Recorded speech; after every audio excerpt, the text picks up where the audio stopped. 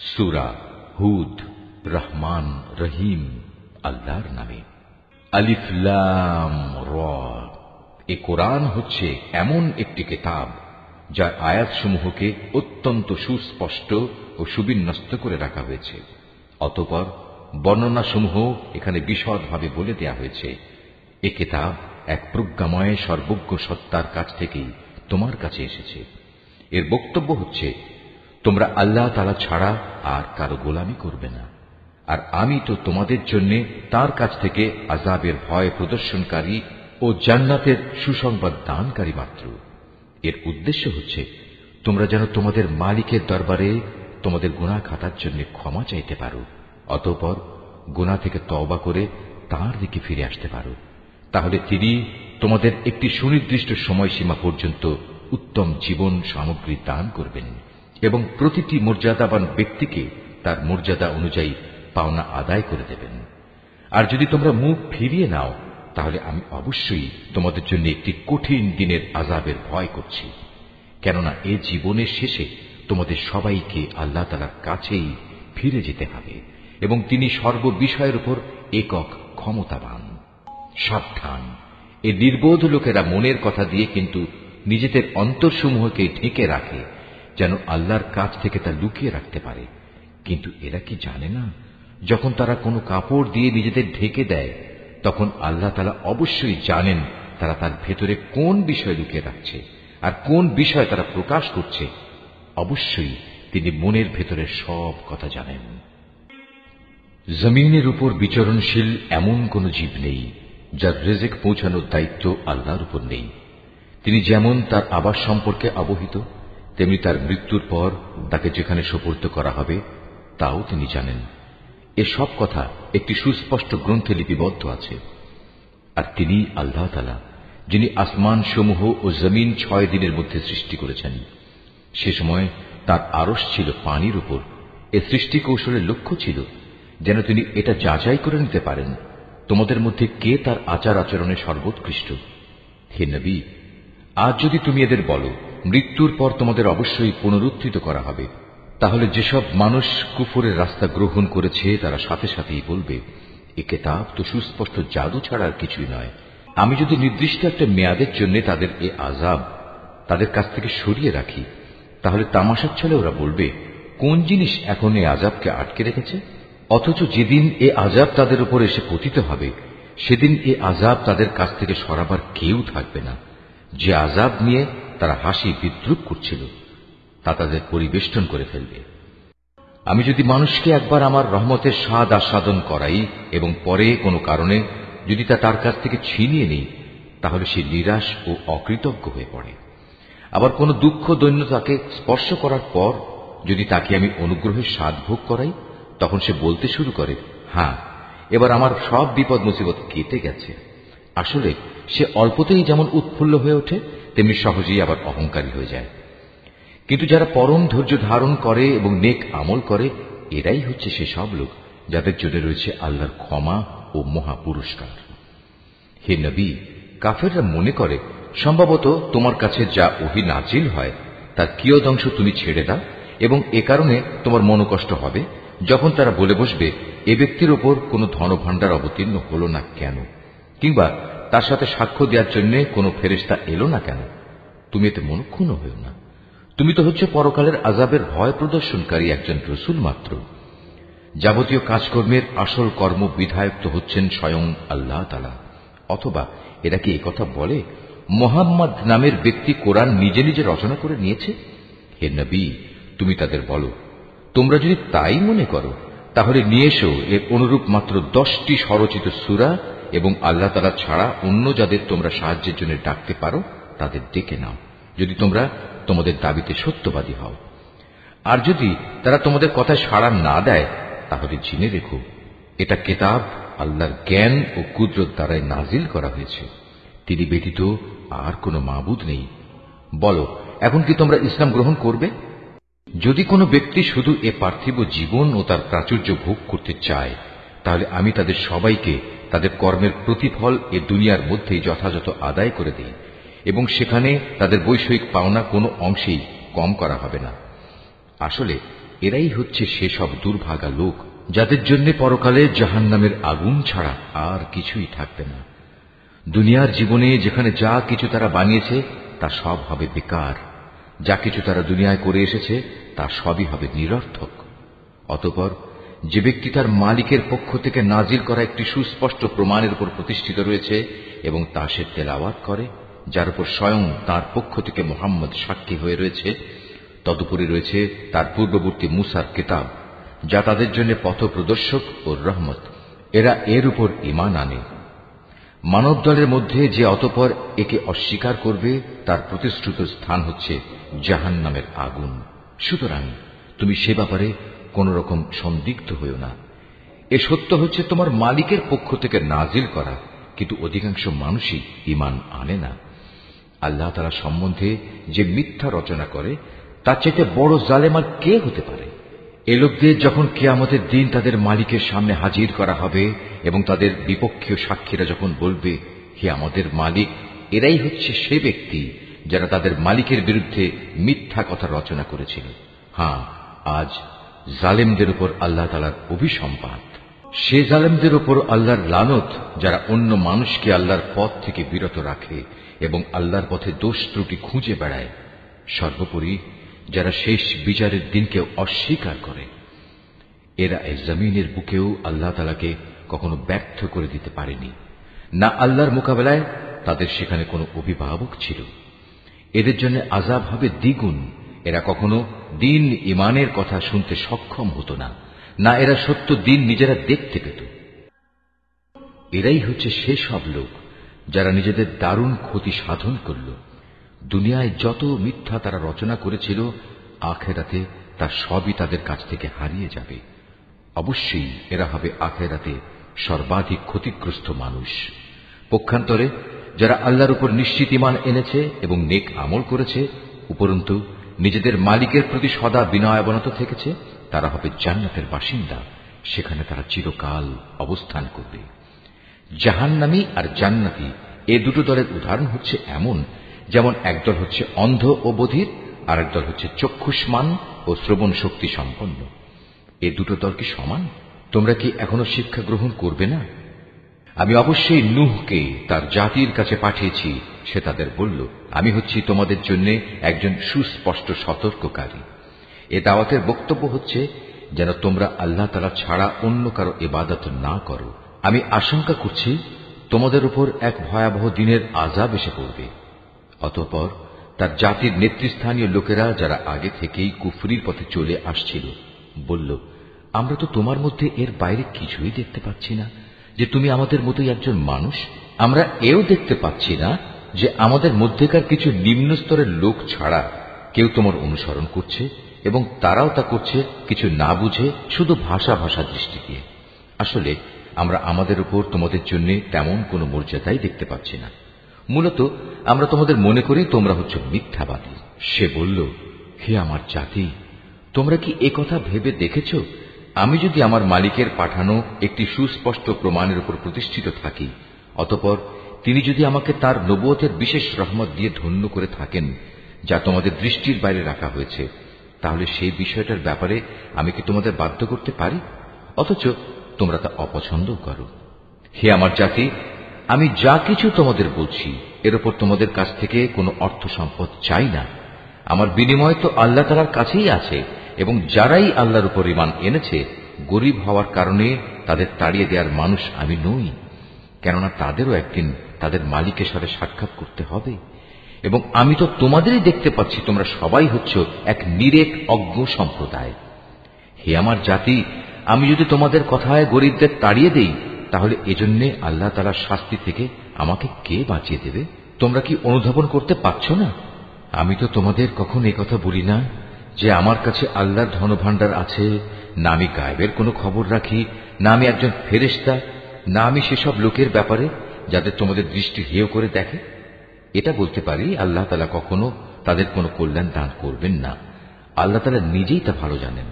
তাদের মনে যা কিছু লুকিয়ে আছে, আমি যদি এমন কিছু বলি, তাহলে সত্যি সত্যি আমি জালেমদের দলে শামিল হয়ে যাব। লোকেরা বলল, হে নূহ, এই বিষয়টা নিয়ে তুমি আমাদের সাথে বাক বিতণ্ডা করছো এবং বিতণ্ডা তুমি একটু অতি মাত্রাই করে ফেলেছ। তুমি যদি সত্যবাদী হও তাহলে সে আযাবের জিনিসটাই আমাদের জন্য নিয়ে এসো, যার ভয় তুমি আমাদের দেখাচ্ছ। সে বলল, তা তো আল্লাহ তাআলাই তোমাদের কাছে আনবেন যদি তিনি চান, আর তেমন কিছু হলে তোমরা কখনো তাকে ব্যর্থ করে দিতে পারবে না। আসলে তোমাদের জন্য আমার এই শুভ কামনা কোনো কাজেই আসবে না। আমি তোমাদের ভালো কামনা করলে তাও কার্যকর হবে না যদি আল্লাহ তাআলা তোমাদের গোমরা করে দিতে চান, কারণ তিনিই হচ্ছেন তোমাদের মালিক এবং তার কাছেই তোমাদের সবাইকে ফিরে যেতে হবে। হে নবী, এরা কি বলছে এ গ্রন্থটা সে ব্যক্তি নিজেই রচনা করে নিয়েছে? তুমি বলো, যদি আমি তা রচনা করে থাকি তাহলে এ অপরাধের দায়িত্ব আমার উপর। তবে এ মিথ্যা অভিযোগ আরোপ করে যে অপরাধ তোমরা করছো তা থেকে আমি সম্পূর্ণ মুক্ত। আর নূহের উপর ওহী পাঠানো হলো যে তোমার জাতির লোকদের মধ্যে থেকে যারা ঈমান এনেছে তারা ছাড়া আর কেউই নতুন করে ঈমান আনবে না। সুতরাং এরা যা কিছু করছে, হে নবী, তুমি তার জন্য দুঃখ করো না। তুমি আমারই তত্ত্বাবধানে আমারই ওহীর আদেশে একটি নৌকা বানাও এবং যারা জুলুম করেছে তাদের ব্যাপারে তুমি আমার কাছে কোনো আবেদন নিয়ে হাজির হয়ে না, নিশ্চয়ই তারা নিমজ্জিত হবে। পরিকল্পনা মোতাবেক সে নৌকা বানাতে শুরু করল। যখনই তার জাতির নেতৃস্থানীয় লোকেরা তার পাশ দিয়ে আসা যাওয়া করত, তখন নূহকে নৌকা বানাতে দেখে তাকে দিয়ে হাসাহাসি শুরু করে দিত। সে বলল, আজ তোমরা যদি আমাদের উপহাস করো তাহলে মনে রেখো, যেভাবে আজ তোমরা আমাদের উপর হাসছ একদিন আমরাও তোমাদের উপর হাসব। অচিরেই তোমরা জানতে পারবে কার উপর এমন আযাব আসবে যা তাকে দুনিয়াতে অপমানিত করবে এবং পরকালে কঠিন ও স্থায়ী আযাব কার জন্য নির্দিষ্ট। অবশেষে তাদের কাছে আযাব সম্পর্কিত আমার আদেশ এসে পৌঁছল এবং চুলো থেকে একদিন পানি উথলে উঠল। আমি নূহকে বললাম, সম্ভাব্য প্রত্যেক জীবের পুরুষ স্ত্রীর এক এক জোড়া এতে উঠিয়ে নাও, সাথে তোমার পরিবার পরিজনদেরও ওঠাও, তাদের বাদ দিয়ে যাদের ব্যাপারে আগেই সিদ্ধান্ত ঘোষিত হয়েছে, এবং তাদেরও নৌকায় উঠিয়ে নাও যারা ঈমান এনেছে। মূলত তার সাথে আল্লাহর উপর খুব কম সংখ্যক মানুষ ঈমান এনেছিল। সে তার সাথীদের বলল, তোমরা এতে উঠে পড়ো, আল্লাহর নামে এর গতি ও স্থিতি নির্ধারিত হবে। নিশ্চয়ই আমার মালিক ক্ষমাশীল ও পরম দয়ালু। অতঃপর সে নৌকা পাহাড় সম বড় বড় ঢেউয়ের মধ্যে তাদের বয়ে নিয়ে চলতে থাকল। নূহ তার ছেলেকে নৌকায় আরোহণ করার জন্য ডাকল। সে আগে থেকেই দূরবর্তী এক জায়গায় দাঁড়িয়েছিল। হে আমার ছেলে, আমাদের সাথে নৌকায় ওঠো, আজ এমনই একটি কঠিন দিনে তুমি কাফেরদের সাথী হইও না। সে বলল, পানি বেশি দেখলে আমি কোনো পাহাড়ে গিয়ে আশ্রয় নেব এবং তা আমাকে পানি থেকে বাঁচিয়ে দেবে। নূহ বলল, কিন্তু আজ তো কেউই আল্লাহর গজবের হুকুম থেকে কাউকে বাঁচাতে পারবে না, তবে যার উপর আল্লাহ তাআলা দয়া করবেন সেই শুধু আজ রক্ষা পাবে। পিতা পুত্র যখন কথা বলছিল তখন হঠাৎ করে একটা বিশাল ঢেউ তাদের উভয়কে বিচ্ছিন্ন করে দিল। মুহূর্তের মধ্যেই সে নিমজ্জিত লোকদের অন্তর্ভুক্ত হয়ে গেল। অতঃপর বলা হল, হে জমিন, তুমি এবার তোমার পানি গিলে নাও। হে আসমান, তুমিও পানি বর্ষণ থেকে ক্ষান্ত হও। অতএব পানির প্রচণ্ডতা প্রশমিত হল এবং আল্লাহর কাজও সম্পন্ন হল। নূহের নৌকা গিয়ে স্থির হল জুদি পাহাড়ের উপর। আল্লাহর ঘোষণা ধ্বনিত হল, জালিম সম্প্রদায়ের লোকেরা নিঃশেষিত হয়ে বহু দূরে চলে গেছে। নূহ তার ছেলেকে ডুবতে দেখে তার মালিককে ডেকে বলল, হে আমার মালিক, আমার ছেলে তো আমারই পরিবারের এক সদস্য। আমার আপনজনদের ব্যাপারে তোমার ওয়াদা অবশ্যই সত্য, আর তুমিই হচ্ছ সর্বোচ্চ বিচারক। আল্লাহ বললেন, হে নূহ, সে তোমার পরিবারের অন্তর্ভুক্ত নয়, সে তো হল এক অসৎ কর্মপরায়ণ ব্যক্তি। অতএব তোমার যে বিষয়ের জ্ঞান নেই সে বিষয়ে আমার কাছে তুমি কিছু চেও না। আমি তোমাকে উপদেশ দিচ্ছি, নিজেকে কোনো অবস্থায় জাহেলদের দলে সামিল করো না। সে বলল, হে আমার মালিক, যে বিষয় সম্পর্কে আমার কোনো জ্ঞান নেই সে ব্যাপারে কিছু চাওয়া থেকে আমি তোমার কাছে পানা চাই। তুমি যদি আমাকে মাফ না করো এবং আমার ওপর দয়া না করো তাহলে আমি ক্ষতিগ্রস্তদের অন্তর্ভুক্ত হয়ে যাব। তাকে বলা হলো, হে নূহ, বন্যার পানি নেমে গেছে, এবার তুমি নৌকা থেকে নেমে পড়ো। তোমার উপর, তোমার সাথে যারা আছে তাদের উপর আমার দেয়া সালাম ও বরকতের সাথে। অপর সম্প্রদায় সমূহকে আমি আবার তাদের জীবনের যাবতীয় উপকরণ প্রদান করব, তবে নাফরমানির জন্য আমার কাছ থেকে মর্মান্তিক শাস্তিও তাদের ভোগ করতে হবে। হে নবী, এগুলো হচ্ছে অদৃশ্য জগতের খবর, যা আমি তোমাকে ওহীর মাধ্যমে জানিয়ে দিচ্ছি। এর আগে না তুমি এগুলো জানতে, না তোমার জাতি এগুলো জানত। অতএব তুমি ধৈর্য ধারণ করো, কারণ ভালো পরিণাম ফল সব সময়ই পরেজগার ব্যক্তির জন্যই নির্দিষ্ট থাকে। আর আমি আদ জাতির কাছে তাদেরই এক ভাই হুদকে পাঠিয়েছিলাম। সে তাদের বলল, হে আমার জাতি, তোমরা ইবাদত করো একমাত্র আল্লাহ তাআলার, তিনি ছাড়া তোমাদের আর কোনো মাবুদ নেই। তোমরা তো কতিপয় মিথ্যা রচনাকারী ছাড়া আর কিছুই নাও। হে আমার জাতি, আল্লাহর দিকে ডেকে এর জন্য আমি তোমাদের কাছে কোনো পারিশ্রমিক দাবি করছি না। আমার যাবতীয় পাওনা তো আল্লাহ তাআলার কাছেই, যিনি আমাকে পয়দা করেছেন। তোমরা কি বুঝতে পারছো না? হে আমার জাতি, তোমরা তোমাদের মালিকের কাছে গুনাহখাতা মাফ চাও, অতঃপর তোমরা তাঁর দিকেই ফিরে আসো। তিনি খুশি হয়ে তোমাদের উপর প্রচুর বৃষ্টি বর্ষণকারী মেঘমালা পাঠাবেন এবং তোমাদের আরো শক্তি যুগিয়ে তোমাদের বর্তমান শক্তি আরো বাড়িয়ে দেবেন। অতএব তোমরা অপরাধী হয়ে তার ইবাদত থেকে মুখ ফিরিয়ে নিও না। তারা বলল, হে হুদ, তুমি তো আমাদের কাছে ধরা ছোঁয়ার মতো কোনো স্পষ্ট দলিল প্রমাণ নিয়ে আসনি। শুধু তোমার মুখের কথায় আমরা কিন্তু আমাদের দেবতাদের ছেড়ে দেওয়ার লোক নই। আমরা তোমার উপর বিশ্বাস করে মোমেনও হয়ে যাব না। আমরা তো বরং বলি, আসলে আমাদের কোনো দেবতা অশুভ কিছু দ্বারা তোমাকে আবিষ্ট করে ফেলেছে। এ উদ্ভট কথা শুনে সে বলল, আমি আল্লাহকে সাক্ষী করছি এবং তোমরাও আমার এই কথায় সাক্ষী হও। তোমরা যেভাবে আল্লাহর সাথে শিরক করো, আমি তা থেকে সম্পূর্ণ মুক্ত। যাও, তোমরা সবাই মিলে আল্লাহ তাআলাকে বাদ দিয়ে আমার বিরুদ্ধে যত রকম ষড়যন্ত্র করতে চাও করো, অতঃপর আমাকে কোন রকম প্রস্তুতির অবকাশ দিও না। আমি তো আল্লাহ তাআলার উপরই ভরসা করি, যিনি আমার মালিক, তোমাদেরও মালিক। বিচরণশীল এমন কোন প্রাণী নেই যার নিয়ন্ত্রণ তাঁর হাতের মুঠোয় নয়। অবশ্যই আমার মালিক সঠিক পথের উপর রয়েছেন। এ সত্ত্বেও যদি তোমরা মুখ ফিরিয়ে নাও, তাহলে জেনে রেখো, আমি যে পয়গাম তোমাদের কাছে পৌঁছে দেওয়ার জন্য প্রেরিত হয়েছিলাম তা আমি তোমাদের কাছে পৌঁছে দিয়েছি। অচিরেই আমার মালিক অন্য কোন জাতিকে তোমাদের স্থলাভিষিক্ত করবেন। সে অবস্থায় তোমরা তার কোনো ক্ষতি সাধন করতে পারবে না। অবশ্যই আমার মালিক প্রত্যেকটি বস্তুরই রক্ষণাবেক্ষণ করেন।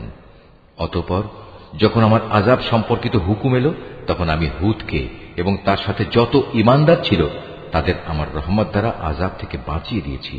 এভাবেই আমি তাদের এক কঠিন আযাব থেকে রক্ষা করেছি। এ হচ্ছে আদ জাতি ও তাদের কাহিনী।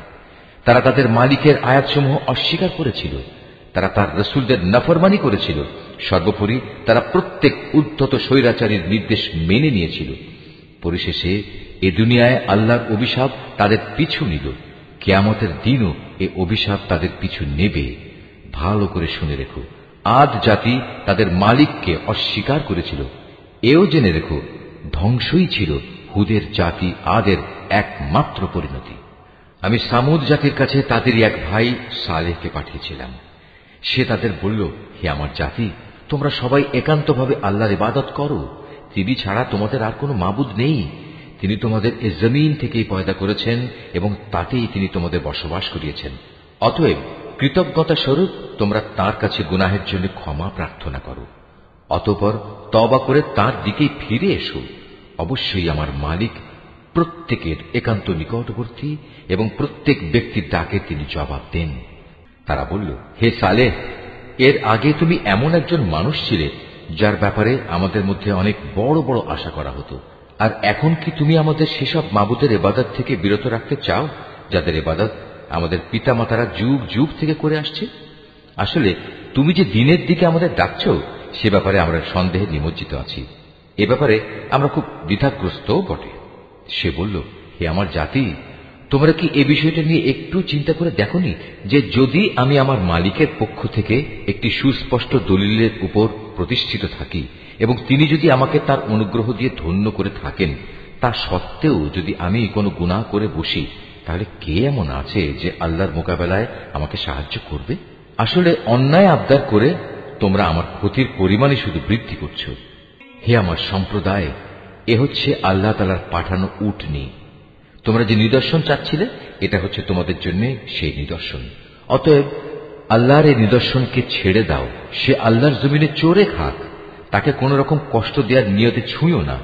তেমনটি করলে সাথে সাথেই একটি বড় ধরনের আযাব তোমাদের পাকড়াও করবে। অতঃপর তারা সেটিকে বধ করে ফেলল। তখন সে বলল, চলে যাও, তোমরা তোমাদের নিজ নিজ ঘরে 3 দিন জীবন উপভোগ করে নাও। আযাবের ব্যাপারে আল্লাহর এ ওয়াদা কখনো মিথ্যা হবার নয়। এরপর ওয়াদা মতো যখন আমার আযাবের নির্দেশ এলো এবং তা তাদের ভীষণভাবে পাকড়াও করল, তখন আমি সালেহকে এবং তার সাথে আরো যারা ঈমান এনেছিল তাদের সবাইকে আমার রহমত দিয়ে সেদিনের অপমানকর আযাব থেকে বাঁচিয়ে দিলাম। অবশ্যই হে নবী, তোমার মালিক শক্তিমান ও পরাক্রমশালী। অতঃপর যারা আল্লাহ দ্বীনের সাথে জুলুম করেছে, এক মহানাদ এসে তাদের মরণ আঘাত করল। ফলে তারা নিজ নিজ ঘরে মুখ থুবড়ে পড়ে রইল। অবস্থাটিকে মনে হল যেন তারা কোনোদিন সেখানে বসবাসই করেনি। শুনে রাখো, সামুদ জাতি তাদের মালিককে অস্বীকার করেছিল। আরো জেনে রেখো, নির্মম এক ধ্বংসই ছিল সামুদ জাতির জন্য নিকৃষ্ট পরিণাম। একদিন আমার পাঠানো ফেরেশতারা বিশেষ একটি সুসংবাদ নিয়ে ইব্রাহিমের কাছে এলো। তারা তার কাছে এসে বলল, তোমার উপর শান্তি বর্ষিত হোক। সেও জবাবে বলল, তোমাদের উপরও শান্তি বর্ষিত হোক। অতঃপর সে তাড়াহুড়ো করে এদের মেহমানদারির জন্য একটা ভুনা গোবৎস নিয়ে এলো। কিন্তু সে যখন দেখল তারা তার খাবারের দিকে হাত বাড়াচ্ছে না, তখন তাদের এই বিষয়টি তার কাছে খারাপ লাগলো এবং তাদের সম্পর্কে তার মনে একটা প্রচন্ড ভয়ের সৃষ্টি হল। তারা ইব্রাহিমকে বলল, আমাদের ব্যাপারে তুমি কোন রকম ভয় করো না, আমরা প্রেরিত হয়েছি লূতের জাতির প্রতি। আর ইব্রাহিমের স্ত্রী যে সেখানে দাঁড়িয়েছিল, এদের কথাবার্তা শুনে সে হাসল। অতঃপর আমি তাকে তার ছেলে ইসহাক ও তার পরবর্তী পৌত্র ইয়াকুবের জন্মের সুসংবাদ দিলাম। সে এটা শুনে বলল, কি আশ্চর্য, আমি কি করে সন্তান জন্ম দেব? আমি তো এখন বৃদ্ধা হয়ে গেছি, আর এই যে আমার স্বামী, সেও তো বৃদ্ধ হয়ে গেছে। এমন কিছু হলে এটা আসলেই একটা আশ্চর্যজনক ব্যাপার হবে। তারা বলল, তুমি কি আল্লাহর কোনো কাজে বিস্ময়বোধ করছো? নবীর পরিবার পরিজন হিসেবে তোমাদের উপর আল্লাহর বিশেষ রহমত ও তার অনুগ্রহ রয়েছে।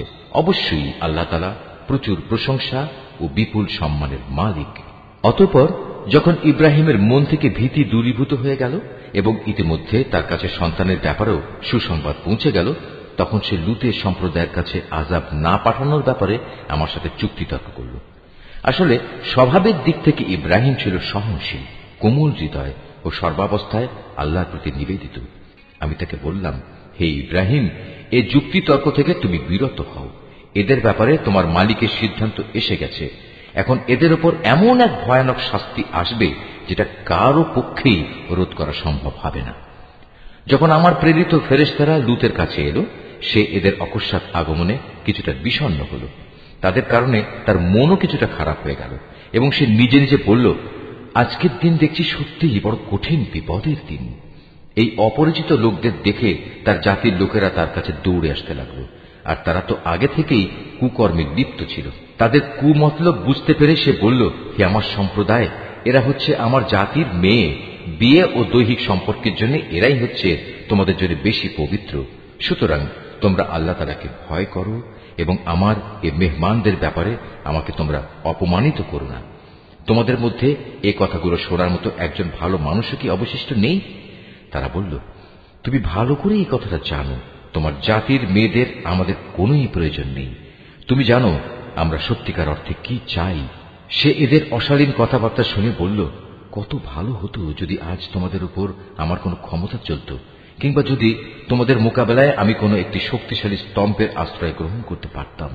অবস্থা দেখে তারা বলল, হে লূত, তুমি ভেবো না, আমরা তো হচ্ছি তোমার মালিকের পাঠানো ফেরেশতা। আমাদের কথা দূরে থাক, এরা তো তোমার কাছেও পৌঁছতে পারবে না। তুমি বরং এক কাজ করো, রাতের কোনো এক প্রহরে তোমার পরিবার পরিজন সহ ঘর থেকে বেরিয়ে পড়ো। তবে তোমাদের কোনো ব্যক্তি যেন যাবার সময় পেছনে ফিরে না তাকায়, কিন্তু তোমার স্ত্রী ব্যতীত। কেননা যা কিছু আযাবের তাণ্ডব তাদের উপর ঘটবে তা তার উপরও ঘটবে। তাদের উপর আযাব আসার ক্ষণ নির্ধারিত হয়েছে সকালবেলা। সকাল হতে আর কতই বা দেরি। অতঃপর যখন সত্যি আমার আযাবের নির্ধারিত হুকুম এলো, তখন আমি সেই জনপদগুলো উল্টিয়ে দিলাম এবং তাদের উপর ক্রমাগত পাকা মাটির পাথর নিক্ষেপ করতে শুরু করলাম, যা অপরাধী ব্যক্তিদের নামধাম সহ তোমার মালিকের কাছে চিহ্নিত ছিল। আর গজবের এ স্থান তো এ জালেমদের কাছ থেকে দূরেও নয়। আমি মাদিয়ানের কাছে তাদেরই এক ভাই শোয়েবকে পাঠিয়েছিলাম। সে তাদের বলেছিল, হে আমার জাতি, তোমরা আল্লাহর ইবাদত করো, তিনি ছাড়া তোমাদের আর কোনো মাবুদ নেই। আর সে মাবুদেরই নির্দেশ হচ্ছে তোমরা মাপে ও ওজনে কখনো কম করো না। আমি তো তোমাদের অর্থনৈতিকভাবে খুব ভালো অবস্থায় দেখতে পাচ্ছি। এ সত্ত্বেও এমনটি করলে আমি কিন্তু তোমাদের জন্য এক সর্বগ্রাসী দিনের আযাবের আশঙ্কা করছি। হে আমার জাতি, তোমরা মাপ ও ওজনের কাজ ইনসাফের সাথে আঞ্জাম দেবে। লোকদের তাদের জিনিসপত্রে কম দিয়ে তাদের ক্ষতি করো না। মাপে তারতম্য করে জমিনে বিশৃঙ্খলা সৃষ্টি করো না।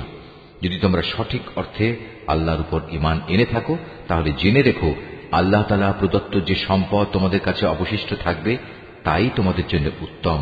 আমার কাজ শুধু তোমাদের বলা, আমি তো তোমাদের উপর পাহারাদার নই। তারা বলল, হে শুআয়ব, তোমার নামাজ কি তোমাকে এই আদেশ দেয় যে আমরা আমাদের দেবতাদের ইবাদত ছেড়ে দেব, বিশেষ করে এমন সব দেবতাদের যাদের ইবাদত আমাদের পিতৃপুরুষরা করত? তোমার নামাজ কি তোমাকে এই আদেশ দেয় যে আমরা আমাদের ধন সম্পদ নিয়ে যা করতে চাই তা আর করতে পারবো না? আমরা জানি তুমি এক ধৈর্যশীল নেককার মানুষ। সে বলল, হে আমার জাতি, তোমরা কি কখনো এই কথা ভেবে দেখেছ, যদি আমি আমার মালিকের পাঠানো একটি সুস্পষ্ট দলিলের উপর প্রতিষ্ঠিত থাকি, অতঃপর তিনি যদি আমাকে তার কাছ থেকে উত্তম রিজিকের ব্যবস্থা করেন, তাহলে কি আমি তোমাদের তার পথে ডাকব না? আমি কখনো এটা চাই না যে কথা থেকে আমি তোমাদের বারণ করি নিজে তার বিরুদ্ধে চলব। আসলে আমি তো এর বাইরে আর কিছুই চাই না, যে যদ্দূর আমার পক্ষে সম্ভব আমি তোমাদের সংশোধন করে যাব। আমার পক্ষে যতটুকু কাজ আঞ্জাম দেয়া সম্ভব তা তো একান্তভাবে আল্লাহ তাআলার সাহায্য দ্বারাই সম্ভব। আমি তো সম্পূর্ণত তার উপরই নির্ভর করি এবং সব ব্যাপারে আমি তাঁরই দিকে ধাবিত হই।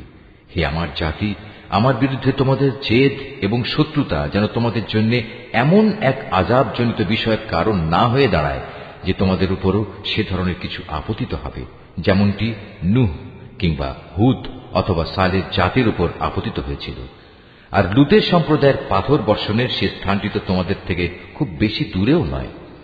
তোমরা তোমাদের মালিকের কাছে নিজেদের গুনার জন্য ক্ষমা প্রার্থনা করো, অতঃপর তওবা করে তাঁর দিকেই ফিরে এসো। অবশ্যই আমার মালিক পরম দয়ালু ও স্নেহময়। তারা বলল, হে শুআয়ব, তুমি যে ভালো ভালো কথাবার্তা বলো তার অধিকাংশ কথাই আমাদের ঠিকমতো বুঝে আসে না। আসল কথা হচ্ছে, আমরা তোমাকে দেখতে পাচ্ছি তুমি আমাদের মাঝে খুবই দুর্বল। আমাদের মাঝে তোমার আপন গোত্রের লোক না থাকলে আমরা অবশ্যই তোমাকে পাথর নিক্ষেপ করে হত্যা করতাম। তাছাড়া তুমি তো আমাদের উপর খুব শক্তিশালীও নও যে অতঃপর আমাদের কাছ থেকে প্রতিশোধ নিতে পারবে। সে বলল, হে আমার জাতি, তোমাদের কাছে আমার গোত্রীয় ভাই বন্ধু কি আল্লাহ তাআলার চাইতে বেশি শক্তিশালী যে তোমরা ওদের দোহাই দিচ্ছ? আল্লাহ তাআলাকে কি তোমরা তোমাদের পেছনে ফেলে রাখলে? জেনে রেখো, তোমরা এখন যা কিছু করছো আমার মালিকের জ্ঞানের পরিধি দ্বারা তা পরিবেষ্টিত হয়ে আছে। হে আমার সম্প্রদায়, তোমরা তোমাদের জায়গায় যা কিছু করতে চাও করে যাও, আমিও আমার জায়গায় যা করার করে যাব। অচিরেই তোমরা একথা জানতে পারবে কার উপর এমন আযাব আসবে যা তাকে অপমানিত করে ছাড়বে, আর কে মিথ্যাবাদী তাও তখন জানা যাবে। অতএব তোমরা সেদিনের প্রতীক্ষা করো, আমিও তোমাদের সাথে প্রতীক্ষা করব।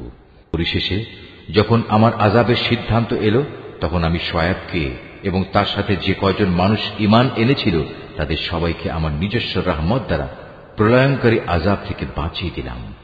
অতঃপর যারা আল্লাহর সাথে জুলুম করেছে সেদিন তাদের উপর মহানাদ আঘাত করল, ফলে মুহূর্তের মাঝেই তারা নিজেদের ঘরে এদিক সেদিকে উপর হয়ে পড়ে রইল। অবস্থা এমন হল যেন সে জনপদে কখনো তারা কোনো প্রাচুর্যই অর্জন করেনি। শুনে রেখো, এ ধ্বংসই ছিল মাদিয়ানের চূড়ান্ত পরিণাম, ঠিক যেমন ধ্বংসকর পরিণাম হয়েছিল তার পূর্ববর্তী সম্প্রদায় সামুদের। আমি মূসাকে তার জাতির কাছে আমার নিদর্শন সমূহ ও নবুয়তের সুস্পষ্ট দলিল সহ পাঠিয়েছিলাম। তাকে আমি পাঠিয়েছিলাম ফেরাউন ও তার পারিষদবর্গের কাছে, কিন্তু তারা সর্বদা ফেরাউনের কথাই মেনে চলত। অথচ ফেরাউনের কোনো কাজ ও কথাই সঠিক ছিল না। কিয়ামতের দিন সে তার দণ্ডপ্রাপ্ত জাতির আগে আগে থাকবে, অতঃপর সে তাদের জাহান্নামের আগুন পর্যন্ত নেতৃত্ব দিয়ে নিয়ে যাবে। কত নিকৃষ্ট সে জায়গা যেখানে তাদের নেতৃত্ব দিয়ে নিয়ে যাবে। এ দুনিয়াতে আল্লাহর অভিশাপ তাদের পেছনে ধাবিত করা হল, আবার কিয়ামতের দিনও তারা কঠিন আযাবে নিমজ্জিত হবে। কত নিকৃষ্ট এ পুরস্কার যা তাদের সেদিন দেয়া হবে। হে নবী, এ হচ্ছে ধ্বংসপ্রাপ্ত কতিপয় জনপদের কাহিনী, যা আমি তোমার কাছে বর্ণনা করছি। এদের ধ্বংসাবশেষের কিছু তো এখানে সেখানে এখনো বিদ্যমান রয়েছে, অনেক কিছু আবার কালের গর্ভে বিলীন হয়ে গেছে। এ আযাব পাঠিয়ে আমি কিন্তু তাদের উপর জুলুম করিনি, জুলুম তো বরং তারা নিজেরাই নিজেদের উপর করেছে। যখন সত্যি সত্যি তোমার মালিকের আযাব তাদের উপর নাজিল হয়েছে, তখন তাদের সেসব দেবতা তাদের কোনো কাজেই আসেনি, যাদের তারা আল্লাহর বদলে ডাকত, বরং তারা তাদের ধ্বংস ছাড়া অন্য কিছুই বৃদ্ধি করতে পারেনি। হে নবী, তোমার মালিক যখন কোন জনপদকে তাদের অধিবাসীদের জুলুমের কারণে পাকড়াও করেন, তখন তার পাকড়াও এমনই হয়, আল্লাহ তাআলার পাকড়াও অত্যন্ত কঠোর, অত্যন্ত ভয়ঙ্কর। এই কাহিনীগুলোর মাঝে তার জন্য সত্য জানার প্রচুর নিদর্শন মজুদ রয়েছে। যে ব্যক্তি পরকালের আযাবকে ভয় করে, সেদিন হবে সমস্ত মানুষদের একত্রিত করার দিন, উপরন্তু সেটা সবাইকে উপস্থিত করার দিনও বটে।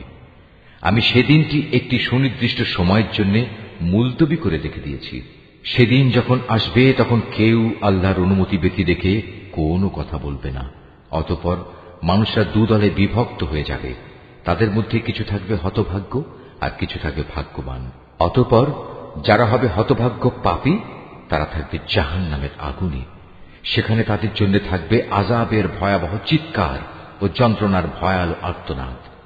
তারা সেখানে থাকবে চিরকাল, যতক্ষণ পর্যন্ত আসমান সমূহ ও জমিন বিদ্যমান থাকবে। তবে হ্যাঁ, তাদের কথা আলাদা, যাদের ব্যাপারে তোমার মালিক ভিন্ন কিছু চান। তোমার মালিক যখন যা চান তার বাস্তবায়নে তিনি একক ক্ষমতাবান। অপরদিকে যাদের ভাগ্যবান বানানো হবে, তারা সেদিন যাবে জান্নাতে। সেখানে তারা চিরদিন থাকবে, যতদিন পর্যন্ত আসমান সমূহ ও জমিন বিদ্যমান থাকবে। তবে তার কথা আলাদা, যা তোমার মালিক ইচ্ছা করেন। আর এ জান্নাত হবে এক নিরবচ্ছিন্ন পুরস্কার, যা কোনো দিনই শেষ হবে না।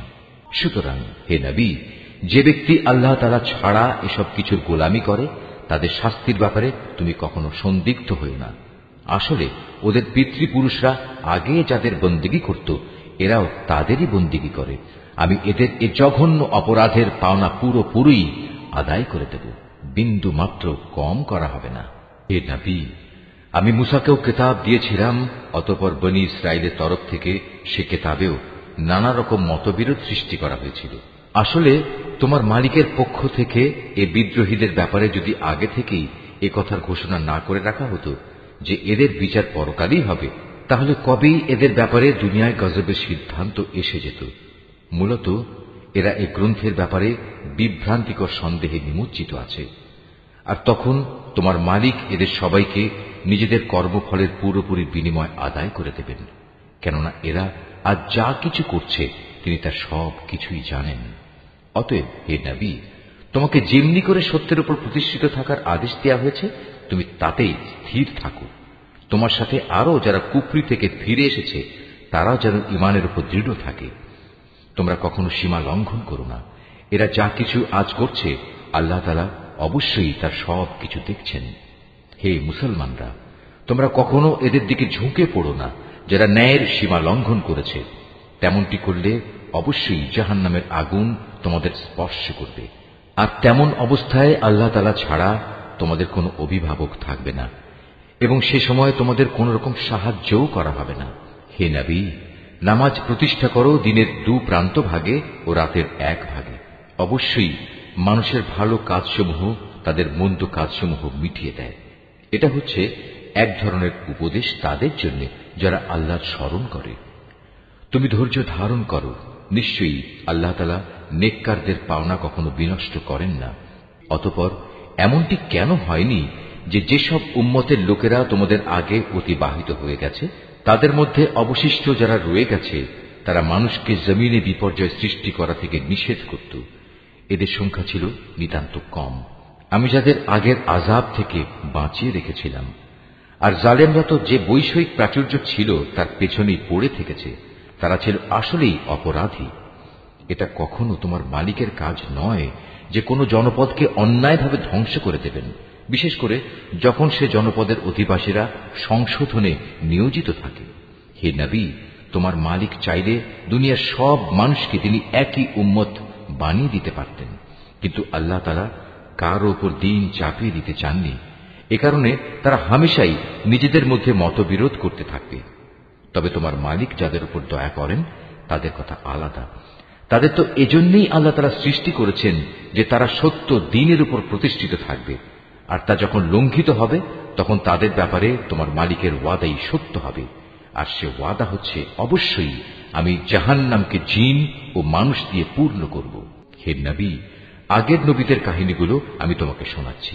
তার উদ্দেশ্য হচ্ছে, আসলে আমি এর দ্বারা তোমার মনকে দৃঢ়তা দান করতে চাই।